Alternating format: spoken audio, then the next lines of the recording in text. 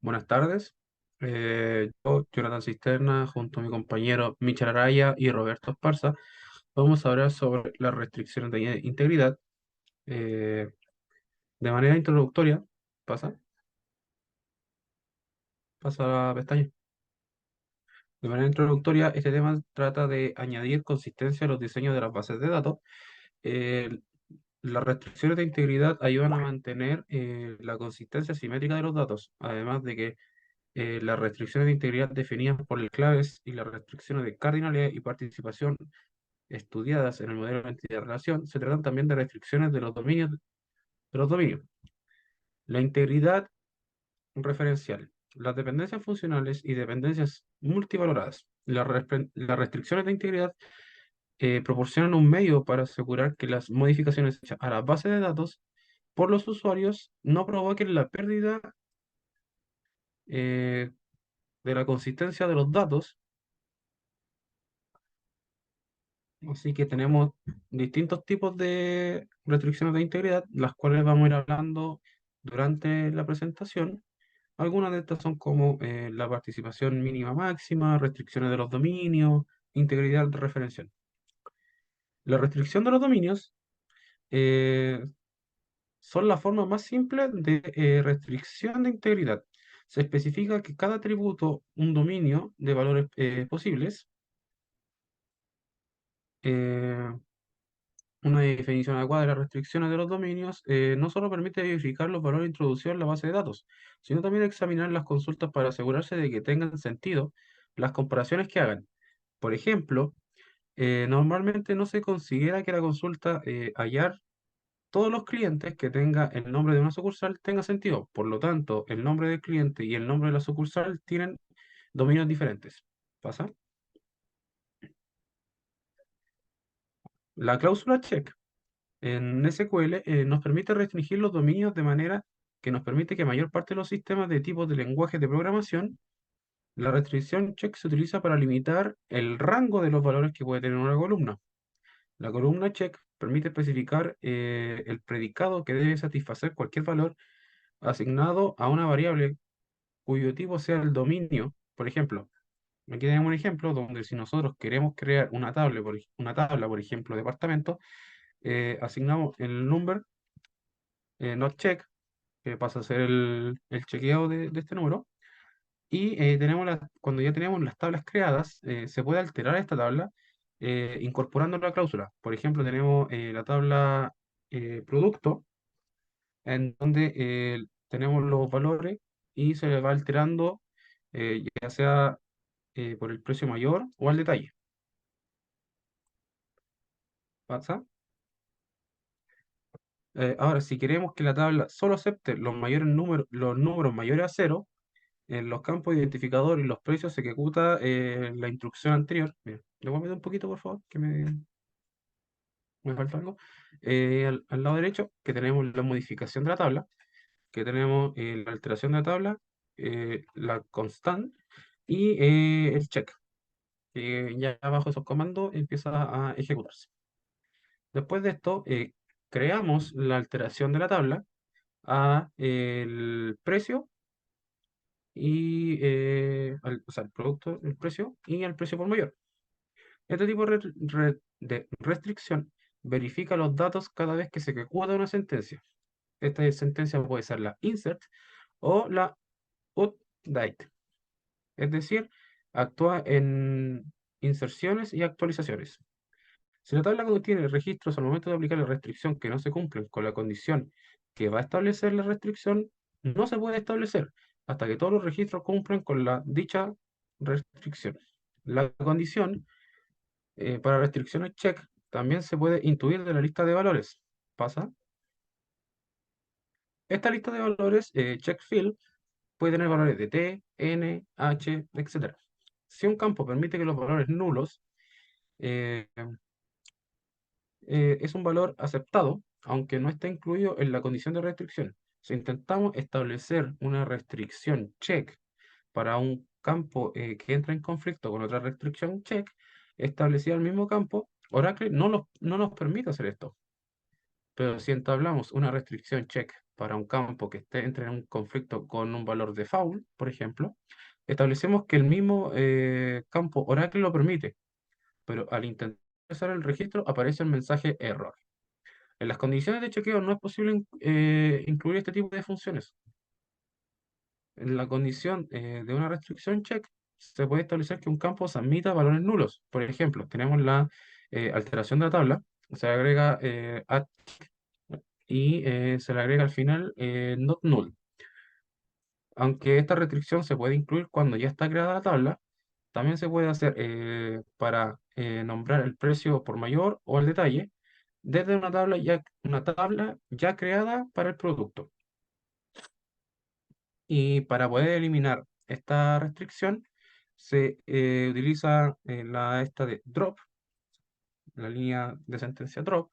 Y si queremos deshabilitar esta restricción, utilizamos disable. Incluso en el nombre de la restricción podemos poner el nombre de una PK, por lo que podemos deshabilitarla y para habilitarla utilizamos enable dentro de la tabla. En SQL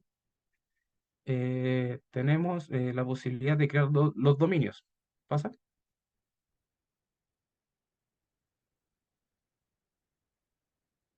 Las instrucciones que se realizan se denominan created domain.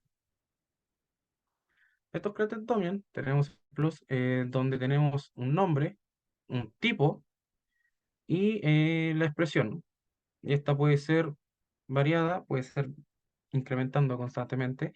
Y cuando queremos crear una tabla, se crea una tabla, por ejemplo, en este caso tenemos la creación de una tabla de persona, nos pregunta el nombre de la persona y la dirección. ¿Ya? ¿Pasa? Ahora, restricciones de existencia. Dentro de las restricciones de los dominios, un tipo especial de restricción que se puede aplicar a cualquier dominio de restricción de existencia. Es la restricción de existencia, perdón. Esta restricción evita la aparición de valores nulos en las columnas, estas que se pueden definir al momento de crear una tabla indicando los campos que no soportan nulos en sus datos. Por ejemplo, tenemos la creación de una tabla, puede ser de una, dos, tres, n columnas, pero tiene al final un valor null. También se puede modificar una tabla para indicar que desde este momento un campo no va a soportar más nulos. Esto también depende de que ya no estén presentes los datos nulos en el atributo. Por ejemplo, si queremos alterar la tabla y esta columna la queremos alterar, le colocamos not null y vamos a producir de que se altere la tabla que tenemos con nuestros datos. Siguiente, por favor.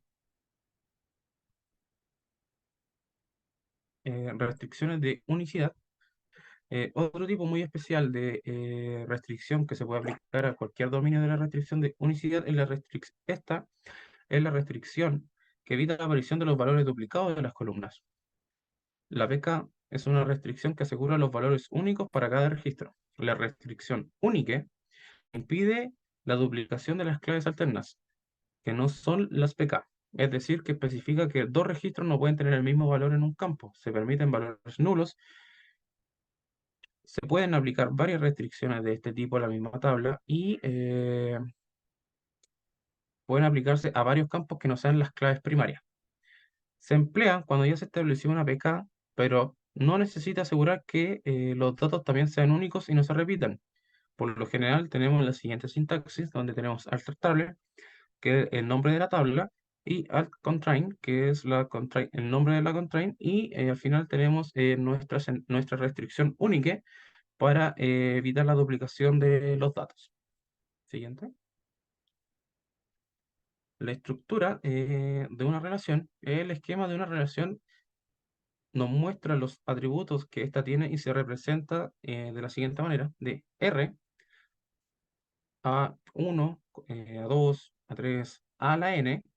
Esta es una instancia de relación que tiene muchas tuplas, eh, las cuales contienen datos y la cual es un objeto matemático que está ordenado de una tupla que se representa de la manera TI de 1, de 2 hasta de n, por lo que la instancia de la relación es de R sobre R, que es T1, T2 hasta T de n, como lo representa la ecuación matemática que tenemos como ejemplo.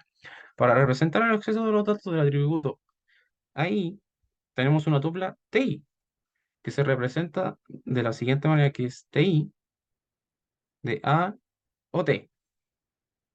Siguiente.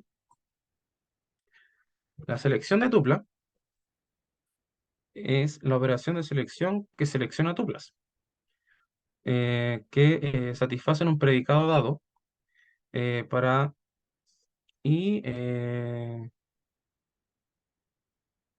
tiene una relación de R, paréntesis R, y se utiliza la letra griega sigma, que es conocida matemáticamente en muchas operaciones, y se puede denotar la selección. De esta manera podemos expresar en términos matemáticos una consulta de datos a una relación.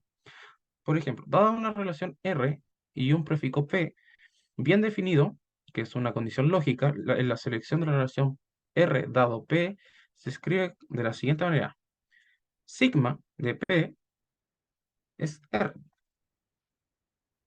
Entonces, en una relación del mismo tipo que contiene la tupla T de R, tal que P es verdadero, para que esta tupla retorne un subconjunto de las tuplas R. A continuación tenemos el ejemplo en donde tenemos dos tuplas o dos columnas. A la izquierda contamos con la tupla R y a la derecha ya contamos con sigma elaborado en una formulación matemática.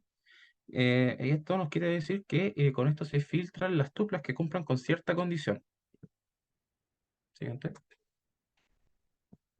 Si es el esquema de una relación, es R de A1, A2, ADN, y sea un grupo de atributos, ya sea CD1, CD2, CDN, o esto está concatenado, o sea, es un subconjunto de esto mismo.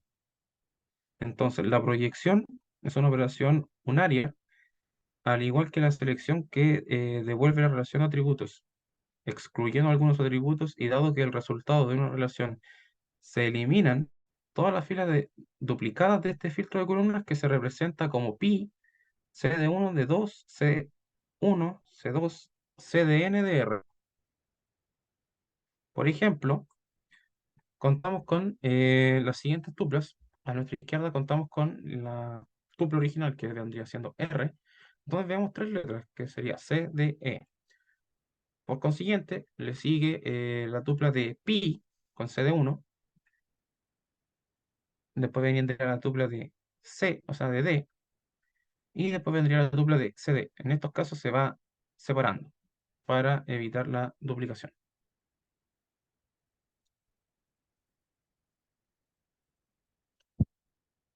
Reunión natural.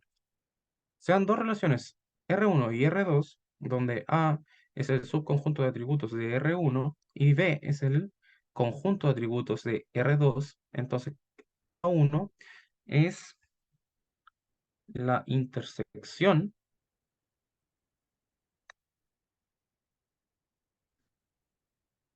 de B. Y esto es distinto al conjunto vacío, pero comparten atributos. Entonces, A intersección de B es K1, K2 hasta K de P.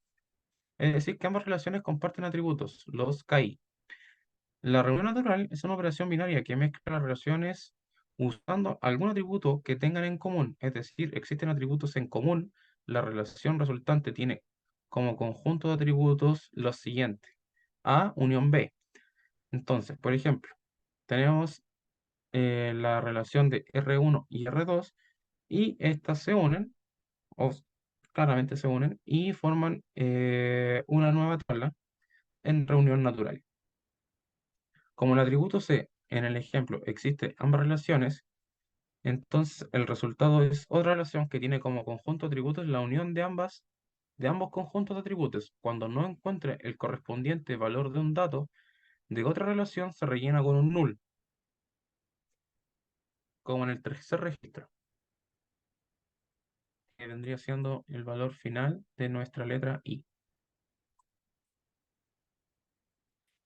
Es decir, para un valor de x solo puede haber un valor de y, pero para un valor de y habrá que generar varios de x.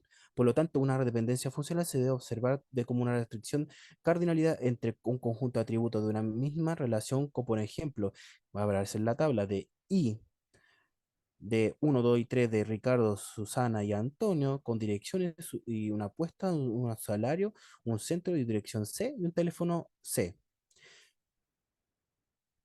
Cocolorario es una restricción de cardinalidad que una o varios entre dos esquemas de relación de R1 y R2 subclave de X de tal que R1 y de subconjunto de R2 se especifica con una dependencia funcional de X e Y con una nueva relación de R3. Una restricción de cardinalidad de a uno entre dos esquemas de relación de uno y R2 con un subclave de X de un subconjunto de R1 e Y de un subconjunto de R2 especializado con las dependencias funcionales de X tal de Y e Y con tal de X en una nueva esquema de relación de R2, R3. No obstante, una relación uno a uno implementa generalmente como un atributo de relaciones.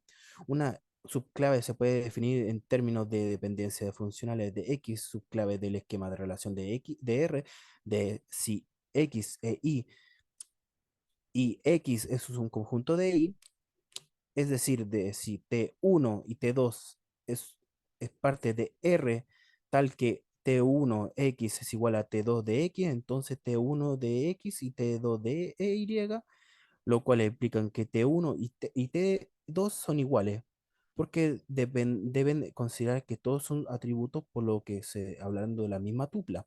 Si X es una clave candidata de la R, se cumple que X de Y para cualquier subconjunto de atributos de Y de R, la relación de la clave implica que dos tuplas en conjunto estado legal de R no tendrán el mismo valor de X. La siguiente, por favor.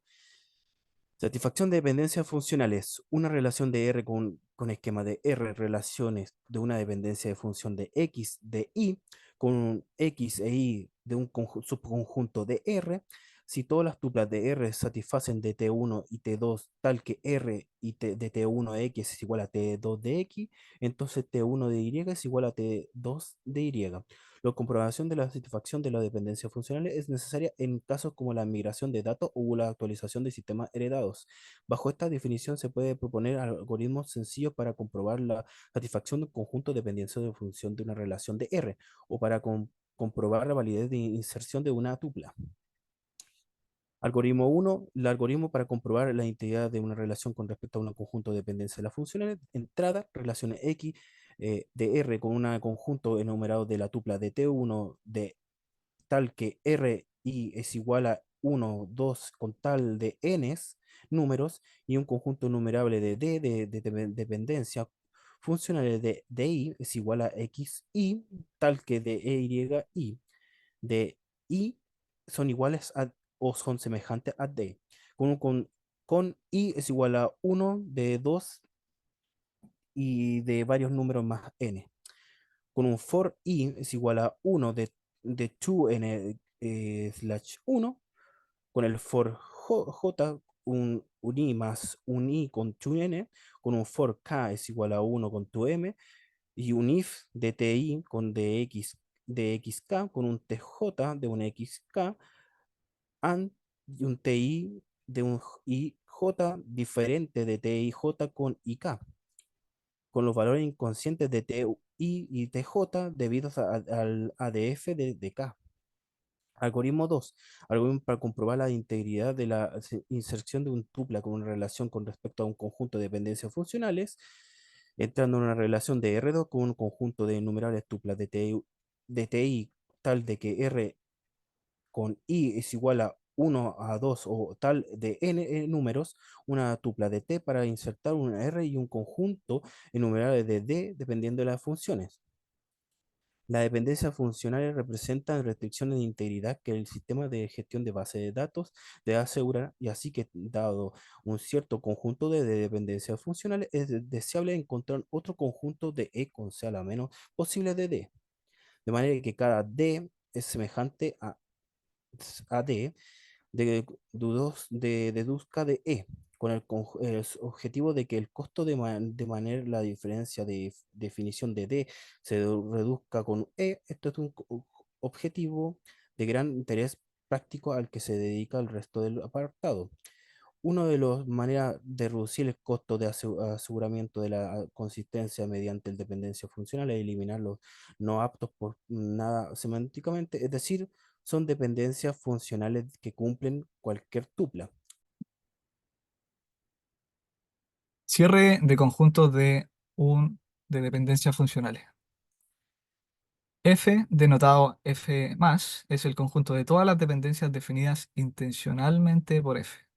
En otras palabras, el conjunto de todas las dependencias funcionales que se pueden deducir de F. Esto es importante para poder determinar equivalencia semántica de dos conjuntos de dependencia y así poder elegir el menor de forma que la comprobación de su satisfacción sea más rápida. En este caso es fácil ver que centro implica o tiene dependencia funcional con direct-C y telef-C. Entonces, implica centro a direct-C y centro a telef-C. Si a un centro le corresponde una dirección y un teléfono determinados, en particular también es cierto que a ese centro le corresponde una dirección y que a ese centro le corresponde un teléfono. Siguiente.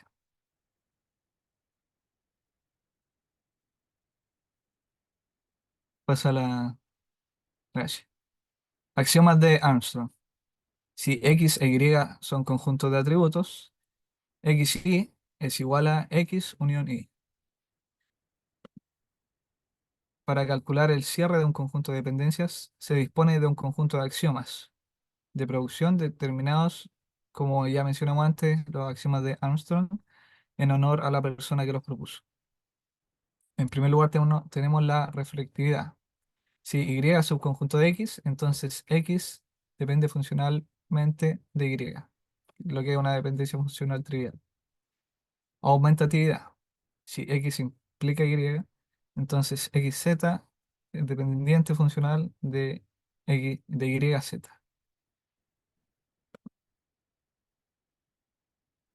Transitividad. Si X implica Y e Y implica Z, entonces X implica Z. Por la definición de dependencia funcional de X implica Y, se tiene que T sub 1 de X, T sub 2 de X, implica T sub 1 de Y es igual a T sub 2 de Y.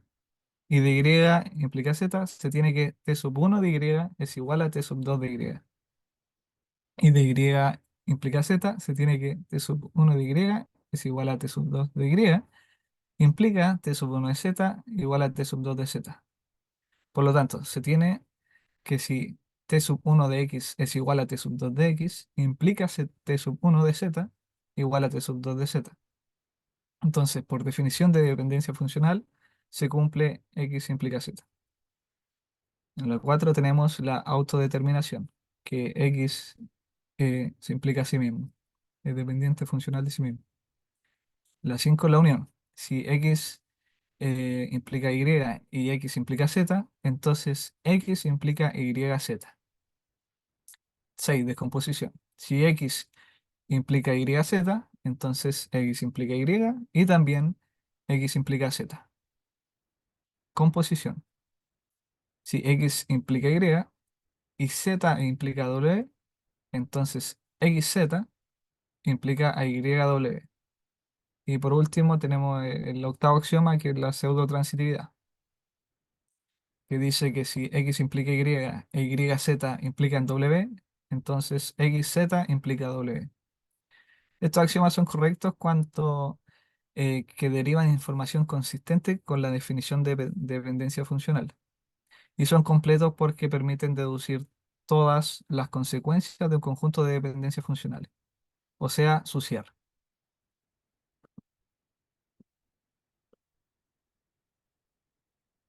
Cierre de un conjunto de atributos. Eh, a nivel práctico no es necesario en general calcular el cierre de un conjunto de dependencias. Es más interesante calcular el conjunto de las dependencias que tienen en su parte izquierda un conjunto especificado de atributos. El cálculo del cierre de un conjunto de atributos permite, primero, comprobar si una dependencia funcional se deduce de un conjunto de dependencias funcionales sin necesidad de calcular su cierre. Se puede determinar si su comprobación es redundante para la integridad de datos. 2. Permite comprobar si un conjunto de atributos es superclave. Asegura que el conjunto de atributos elegido por el diseñador es adecuado para determinar unívocamente cada tupla de una relación. 3. Permite calcular un conjunto mínimo de dependencias funcionales. Esto es útil para mantener comprobación de integridad menos costosa.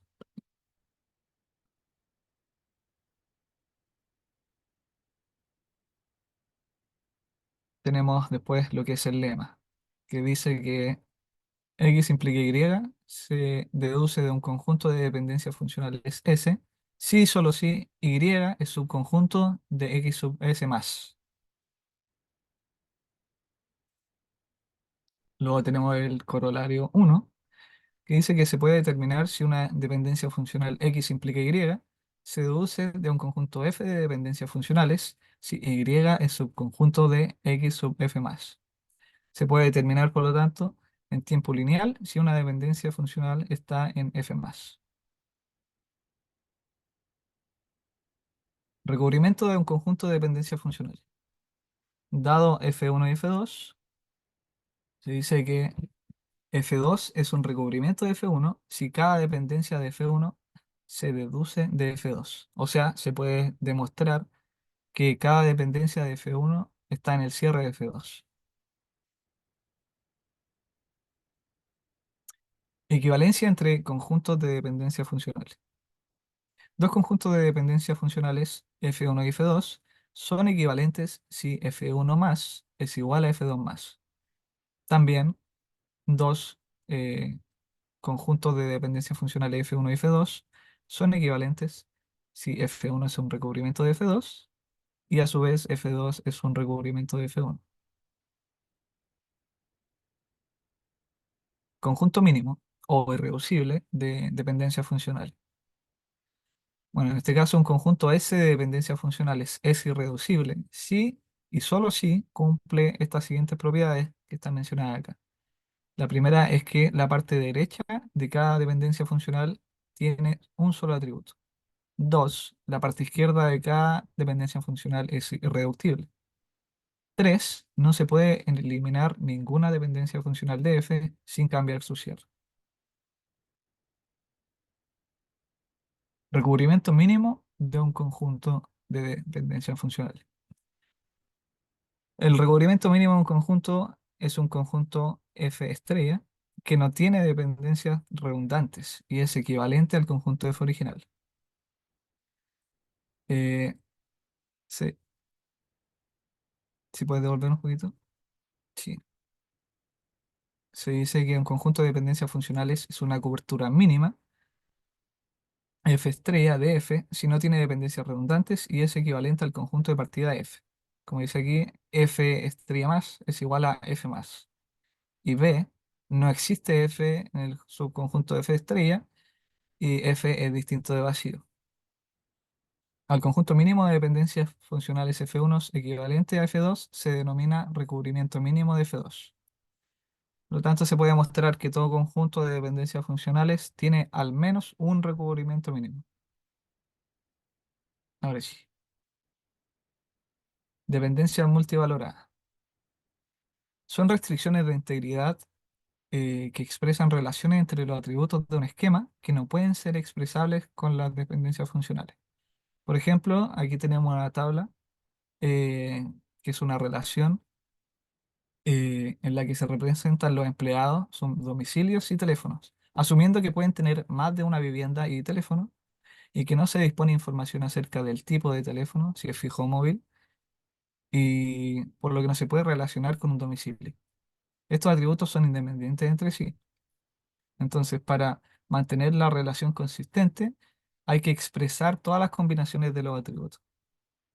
Entonces, la PK de esta relación son todos los atributos de empleado, o sea, su nombre, su dirección y su teléfono. Mientras que las dependencias funcionales impiden que aparezcan ciertas tuplas en las relaciones, las dependencias multivaloradas obligan a ello.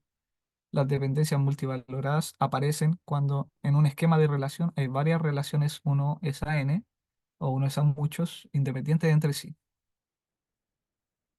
Dados dos subconjuntos de atributos x, y y un esquema R, la dependencia multivalorada x doble implicancia R, doble implicancia y, o sea, como lo menciona ahí, x multidetermina y, especifica la siguiente restricción sobre la instancia de la relación R del esquema R mayúsculo.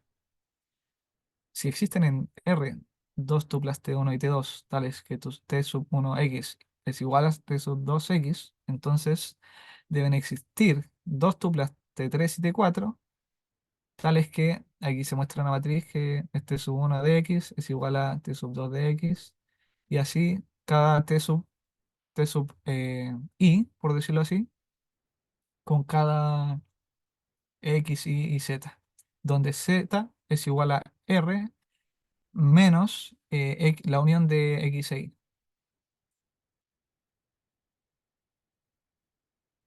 Bueno, esta definición es más sencilla si se observa en el gráfico. En definitiva, se imponen todas las combinaciones de los valores. Y si z es vacío o sus valores son únicos, necesariamente T1 es igual a T3 y T2 es igual a T4. O sea, estamos hablando de solo dos tuplas.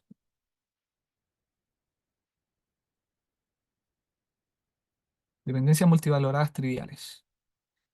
Eh, Una dependencia multivalorada X multidetermina Y se denomina trivial si Y es un conjunto de X o X es unión Y es igual a R. Se denomina trivial porque en verdad no aporta restricción relevante al esquema. En el primer caso, Y subconjunto X solo se impone que un subconjunto de los valores de X esté asociado siempre a los valores de X, lo cual es trivialmente cierto. En este segundo caso se vio la definición de dependencia multivalorada.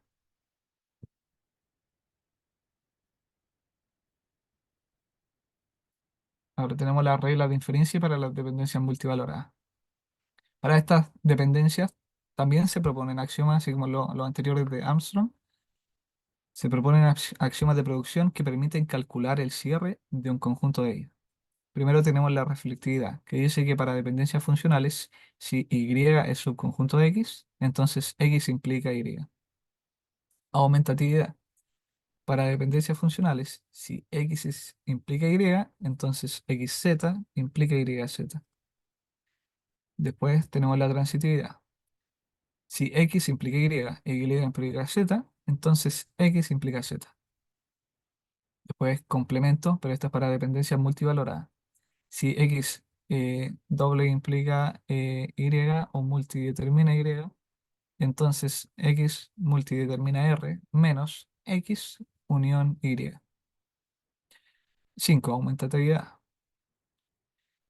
Para dependencias multivaloradas. Si X multidetermina Y V es subconjunto de W, entonces WX es- multidetermina a VY. Transitividad para dependencias multivaloradas. Si X multidetermina Y e Y multidetermina Z, entonces X multidetermina a Z menos Y. Séptimo, tenemos si X determina Y, entonces X multidetermina Y. Y por último, si X determina Y, Z es subconjunto de Y y existe un W disjunto de Y, entonces W implica Z y X implica Z. Las tres primeras reglas son exactamente las mismas que para los axiomas de Armstrong. Las tres siguientes se refieren a dependencias multivaloradas y las dos últimas son tanto multivaloradas como funcionales. En concreto, la séptima refiere que una dependencia funcional es un caso particular de una dependencia multivalorada. Bueno, aquí podemos ver la bibliografía de donde se sacó este material, el material entregado en la lectura, y eso sería todo. Muchas gracias.